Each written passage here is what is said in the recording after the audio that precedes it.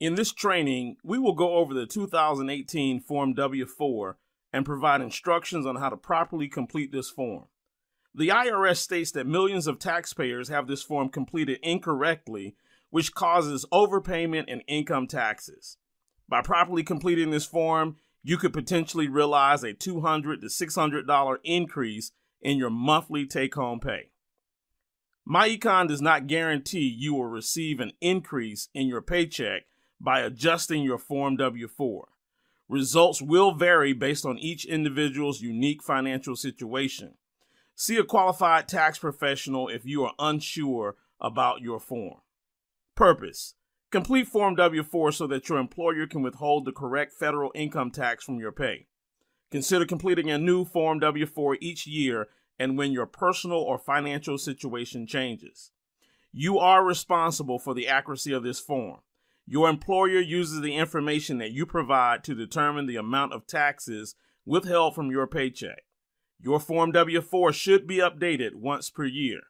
The IRS releases a new Form W-4 each year. You should update your Form W-4 each year in case there are any changes. You should update your Form W-4 anytime you have life changes. This includes marriages, divorces, births, salary increases, job losses, and starting new businesses. Why Form W-4 is often incorrect?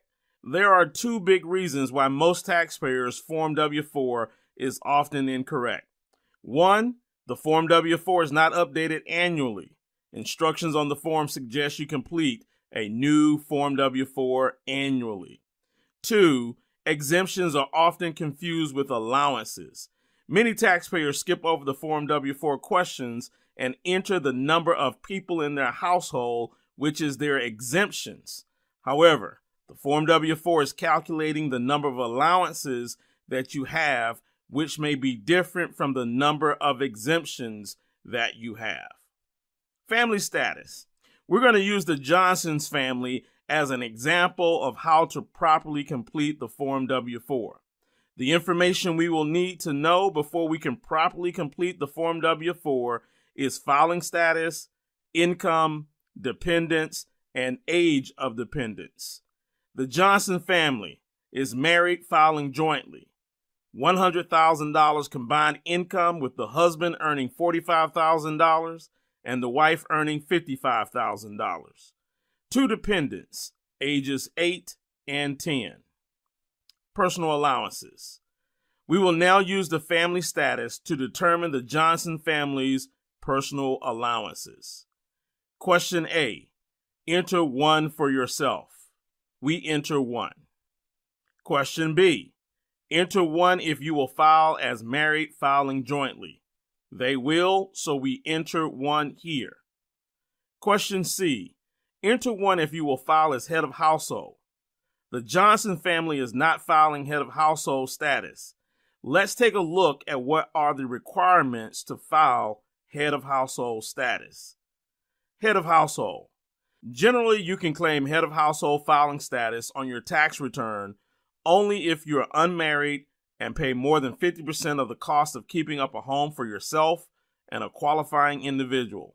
See publication 501 for more information about filing status. There are 6 items you should be aware of in relation to filing head of household status. 1. You must be unmarried on the last day of the year to claim head of household status for that calendar year. 2. You must have paid more than 50% of home upkeep costs. 3. The qualifying person must have lived with you for more than half the year. 4. If you have a child in college, you can still count them as a qualifying individual even if they stayed at college instead of at home. 5. A dependent parent who is a qualifying individual does not have to live with you to qualify as head of household status. And 6. Paying child support does not qualify you as head of household status. Personal allowances.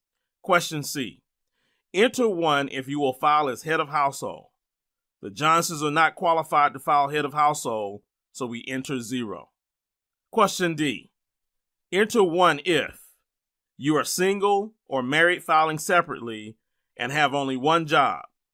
Or you're married filing jointly, have only one job, and your spouse doesn't work.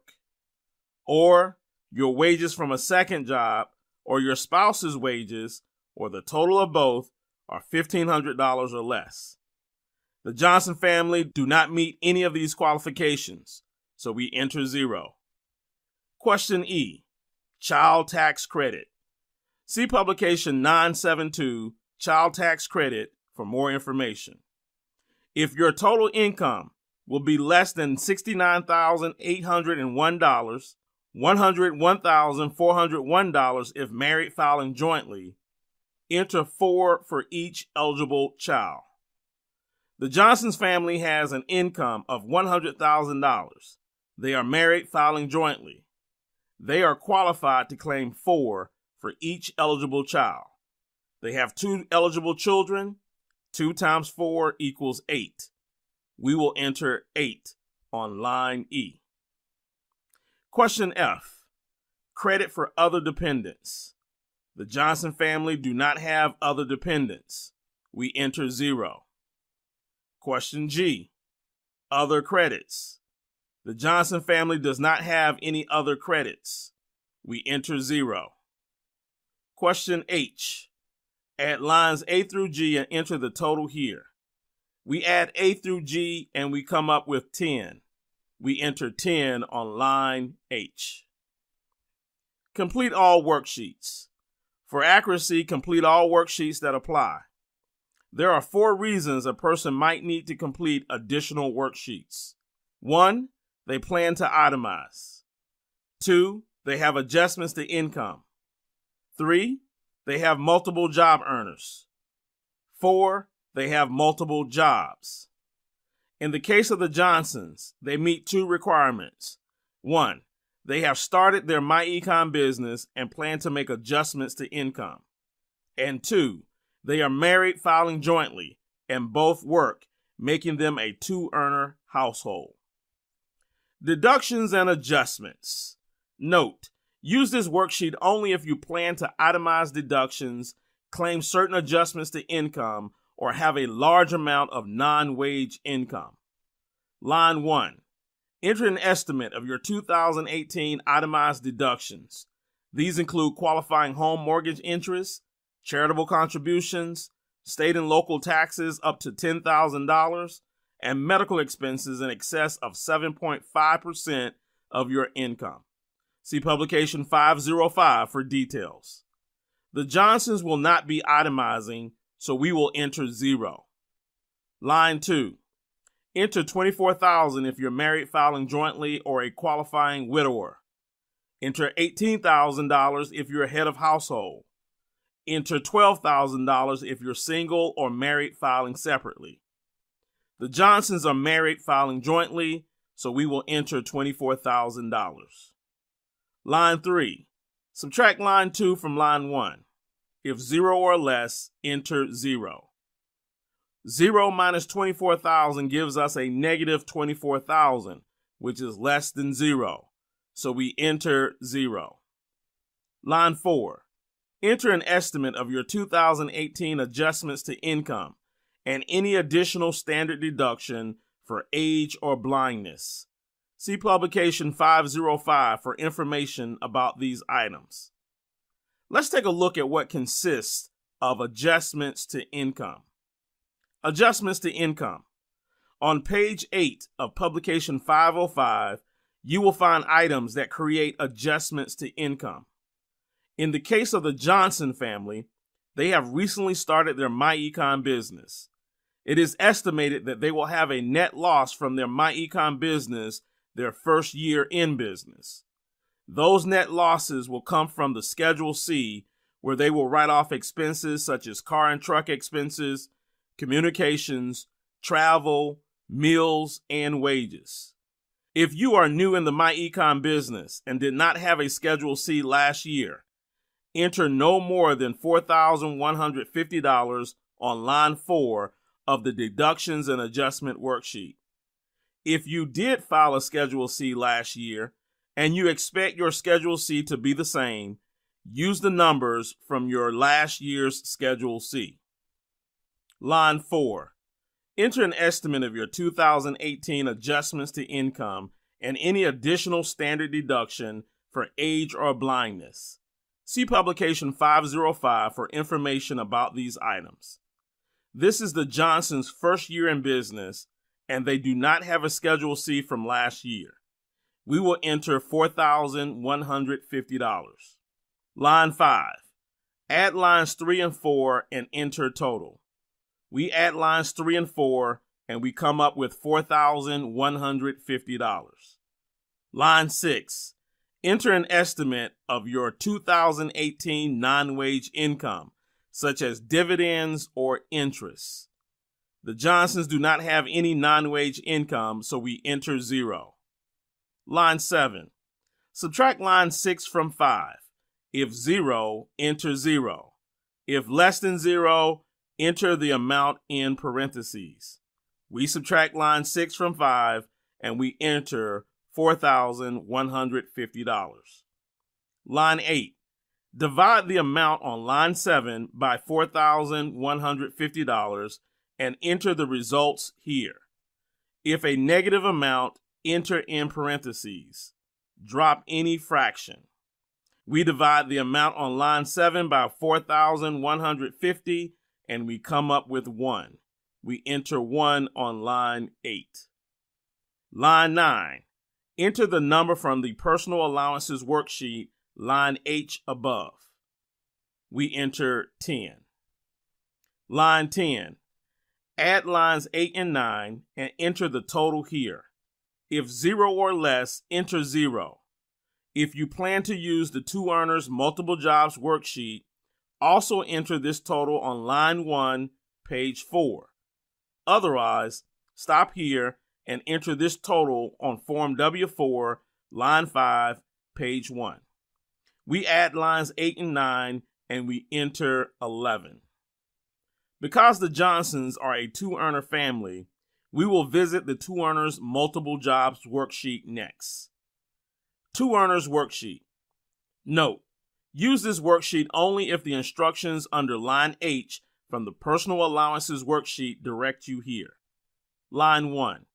Enter the number from the personal allowances worksheet, line H, page 3, or if you use the deductions, adjustment, and additional income worksheet on page 3, the number from line 10 of that worksheet. We enter the number 11. Line 2. Find the number in table 1 below that applies to the lowest paying job and enter it here.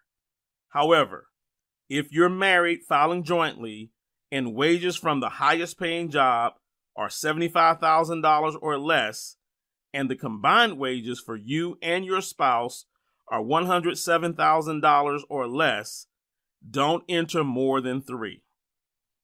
The Johnsons' lowest paying job is $45,000. They are married filing jointly, and the highest paying job is $55,000.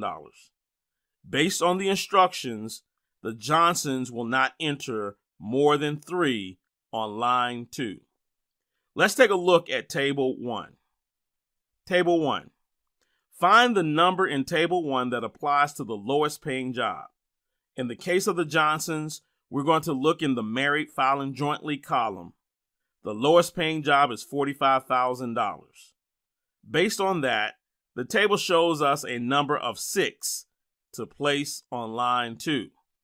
However, remember, the Johnsons also qualified for the statement if married filing jointly and the wages of the highest paying job are $75,000 or less, and the combined wages are $107,000 or less, do not enter more than 3. So even though the number is 6, we will not enter more than 3 on line 2. Line 2, enter 3. Line 3.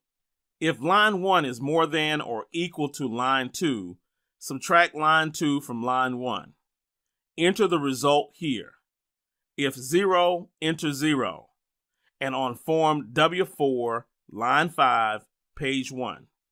Do not use the rest of this worksheet. We subtract line 2 from line 1, and we enter 8. The Johnsons will claim 8 allowances on the withholding certificate. It's important to note that the Johnson family had 4 exemptions. However, after following the Form W-4, they qualify for 8 allowances. Withholding certificate. It is now time to complete the employee's withholding allowance certificate. Complete boxes 1, 2, 3, and 5. On line 5 for the Johnsons, we will enter 8. Sign and date the form. Separate this certificate from the rest of the page and turn into your HR department.